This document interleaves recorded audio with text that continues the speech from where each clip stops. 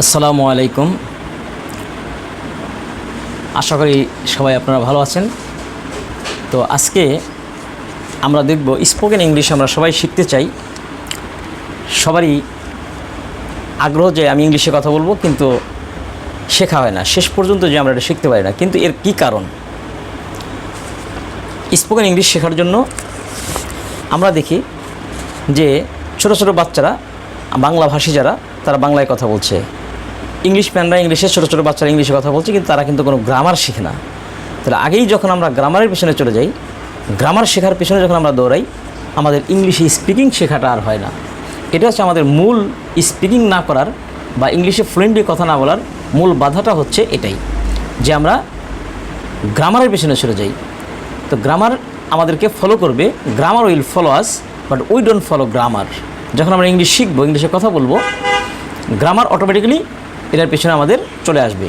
তো আজকে আমরা দেখি একটা ঘর বানানোর জন্য, দেখুন যে একটা ঘর বানানোর জন্য আমাদের কিছু প্রয়োজন হয়, ইট, বালি, সিমেন্ট ইত্যাদি, আমরা সবাই জানি। ইংলিশ শেখার জন্য আমাদের কিছু বিশেষ কিছু প্রয়োজন, কিছু শব্দ।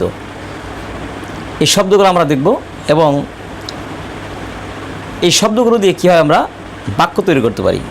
অর্থাৎ ইংলিশে কথা বলতে গেলে আমাদের লাগবে বাক্য তৈরি করা।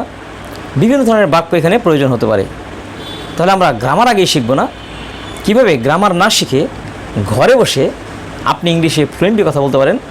আজকের ভিডিও সেটার জন্যই। তাহলে আমরা আজকে একটু দেখাবো যে কীভাবে আমরা একদম শুরু থেকে, একবারে শুরু থেকে কীভাবে ইংলিশ শিখবেন, কীভাবে আমরা ইংলিশ শুরু করব। আজকের ভিডিও তাদের জন্যই যারা একদম শুরু থেকে, বেসিক থেকে ইংলিশটা শিখতে চান এবং ইংলিশে কথা বলতে চান, তাদের জন্য আজকের ভিডিও।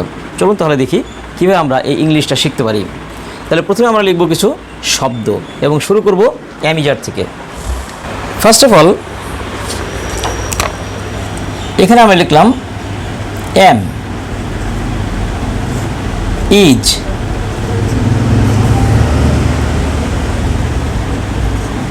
আর।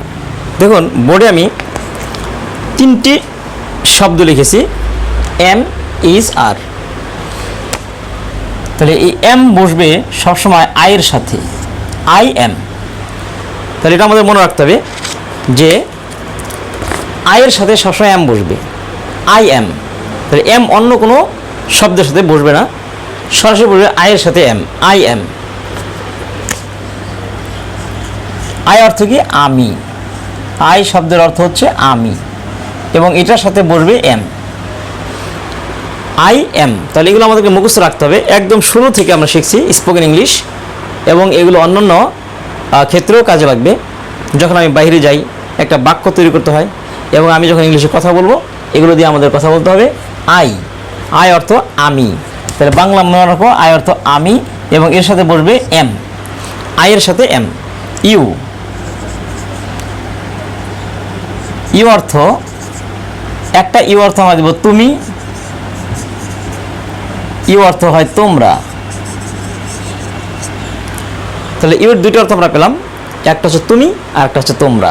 তাহলে দুইটাই আমরা মনে রাখবো। যখন আমরা তুমি বলবো, ইউ দিয়ে যখন অর্থ হবে তুমি, তখন এটা হবে একজন, তখন এটা একজন বোঝাবে, যেটাকে আমরা বলি সিঙ্গুলার। এবং ইউ দিয়ে যদি অর্থ হয় তোমরা, ইউর অর্থ যখন আমরা নিব তোমরা, তখন এটা হবে প্লুরাল, এবং এটার সাথে হবে, এবং ইউ তুমি বোঝা বা তোমরা বোঝা দুটার সাথে হবে আর। তাহলে ইউ এর সাথে হবে আর। তাহলে সবসময় আমরা মনে রাখবো ইউ এর সাথে হবে আর, আয়ের সাথে হবে সবসময় এম। আমরা এবার মুখে বলবো। স্পিকিং করতে গেলে অবশ্যই মুখে বলতে হবে। যখন আমরা মুখে বলবো, তখন আমাদের স্পিকিংটা সুন্দর হবে। শুধু দেখে দেখে পড়লে তখন স্পিকিং হয় না। সাঁতার কাটতে গেলে যেমন আমাদের পানিতে নামতে হয়, ঠিক স্পিকিং করতে গেলেও আমাদের মুখে বলতে হবে, মুখ দিয়ে উচ্চারণ করতে হবে। যখনই আপনি এটা পড়বেন, তখন অবশ্যই এটা মুখে বলতে হবে, আই এম। তাহলে জোরে জোরে বলতে হবে কয়েকবার, I am, you are, you are, I am, you are, you আর।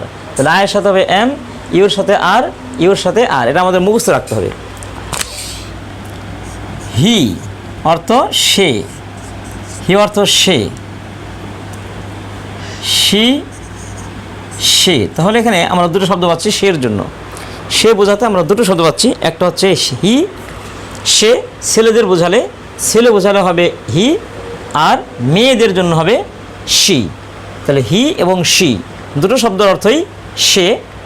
ছেলেদের জন্য হবে হি, মেয়েদের জন্য হবে শি, এবং এই দুটোর সাথে হবে ইজ।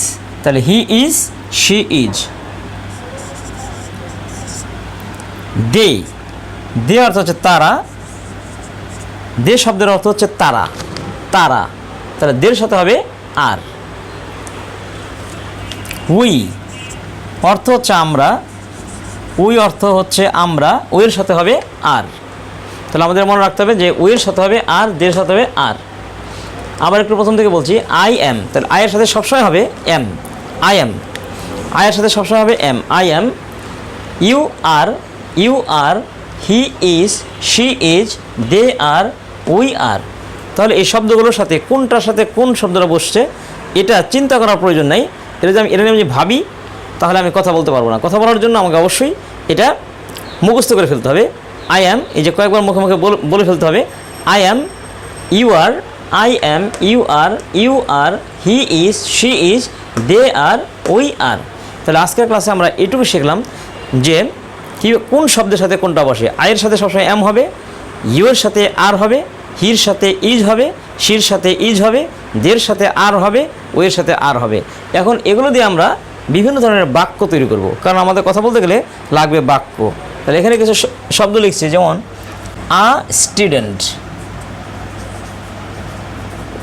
তাহলে একটা শব্দ আমরা লিখলাম আ স্টুডেন্ট। তাহলে অর্থ কি? আ স্টুডেন্ট অর্থ একজন ছাত্র। যদি বেশি ছাত্র বোঝাতে চাই তাহলে এটা হবে না, এখানে হবে স্টুডেন্টস, স্টুডেন্টস। তাহলে এখানে দুটো শব্দ আমরা লিখলাম, আই স্টুডেন্ট একজন ছাত্র। তাহলে একজন ছাত্র বোঝাতে আমাদের ব্যবহার করতে হচ্ছে আ স্টুডেন্ট, একজন ছাত্র। যদি বেশি ছাত্র বোঝাতে চাই হবে স্টুডেন্টস। তাহলে আটা কাটা যাবে, একটা এস যুক্ত হবে, স্টুডেন্টের সাথে একটা এস যুক্ত হবে, হবে স্টুডেন্টস। তাহলে আমার সাথে কয়েকবার বলি, I student students, I student students. আরেকটা শব্দ লিখি, আ ডক্টর, আ ডক্টর একজন ডাক্তার। যদি আমি অনেক ডাক্তার বোঝাতে চাই, একজনের বেশি, সেটা হবে ডক্টরস। তাহলে একজন ডাক্তার বোঝাতে আমরা বলবো আ ডক্টর, উচ্চারণটা হবে আ, এ কখনো আমরা বলবো না, বলবো আ ডক্টর। আর একজনের বেশি হলেই আমরা লিখবো ডক্টরস। তাহলে ডক্টরের সাথে একটা এস যুক্ত হবে। আর whenever we'll try to make some English sentences, you must memorize some vocabulary, some important words that will be very helpful to make sentences. আমরা যখন ইংলিশে কথা বলি তখন আমাদের লাগে বাক্য। এই বাক্যগুলো তৈরি করতে পারলেই সহজেই কথা বলা যাবে। এটার জন্য অন্য কোনো টিচার বা অন্য কোনো ক্লাসরুমে আপনার প্রয়োজন হবে না। এগুলোই ভালো করে মুখে মুখে যদি বলি তাহলে আস্তে আস্তে আমরা ইংলিশ বলতে পারবো এবং এটাতে লিখতেও পারবো, লিখতেও আমাদের সুবিধা হবে। আর ডক্টর, টিচার। তাহলে আরেকটা শব্দ লিখলাম টিচার। তাহলে উচ্চারণটা হবে টিচার, মুখে কয়েকবার বলতে হবে। শোনার সাথে সাথে এই শব্দটা মুখে যদি কয়েকবার বলে ফেলি তাহলে দেখা যাবে যে ওটার সঠিক উচ্চারণ আমরা করতে পারবো। তাহলে টিচার, টিচার। আর টিচার একজন শিক্ষক, আর টিচার, আর টিচার একজন শিক্ষক। একের বেশি শিক্ষক বোঝাতে আমরা বলবো টিচার্স, আর টিচার, টিচার্স। ওকে, চলুন তাহলে দেখি এগুলোতে আমরা কীভাবে সুন্দর সুন্দর বাক্য তৈরি করতে পারি, যেগুলোতে আমরা ইংলিশে ব্যবহার করতে পারবো। তাহলে আয়ের সাথে হবে এম, আগেই বলেছি, এটা মুখস্থ করে বলছি আমরা আই এম। তাহলে আয়ের সাথে এম দিই, তাহলে আই স্টুডেন্ট। যে বলি I am a student, I am a student, I am, এটা তো মুখস্থ করা আছে। আমরা জানি আয়ের সাথে হবে এম, তাহলে I am a student, I am a student, আমি একজন ছাত্র। তাহলে একটা সুন্দর বাক্য কিন্তু হয়ে গেল। তাহলে আই দিয়ে, এম দিয়ে এবং আ স্টুডেন্ট, এই তিনটা শব্দ, আই এম আ স্টুডেন্ট। তাহলে এই তিনটা শব্দ আমরা ব্যবহার করলাম। এই তিনটা শব্দ ব্যবহার করে একটা সুন্দর সেন্টেন্স তৈরি করলাম, যেটার অর্থ হচ্ছে আমি একজন ছাত্র। তাহলে এখানে কোনো গ্রামার আমরা আলোচনা করবো না, কোনো গ্রামারের প্রয়োজনও নাই। এইভাবে আমাদের বাক্য তৈরি করতে হবে যে আই স্টুডেন্ট একজন ছাত্র। তাহলে আয়ের সাথে অ্যাড করে দিলে এর হবে আই এম আ স্টুডেন্ট, আমি একজন ছাত্র, আই এম আ স্টুডেন্ট। এখন আয়ের জায়গায় যদি আমি ইউ দিই, যেটার অর্থ হবে তুমি, তাহলে বাক্যটা কীরকম হয়ে যাবে? ইউ, আমরা জানি ইউর সাথে হবে আর, ইউর সাথে হবে আর, তাহলে হবে you are a student. Bangla অর্থ কী হবে? তুমি একজন ছাত্র।